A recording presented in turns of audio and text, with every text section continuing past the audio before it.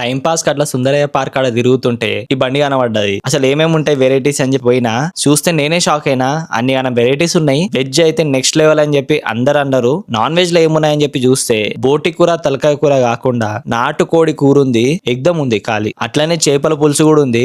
ఎప్పుడు తలకాయ బోటి తిని తిని విసిగొస్తే ఈడికి వచ్చేయండి, డైరెక్ట్ నాటుకోడి చేపల పులుసు వేసుకోండి.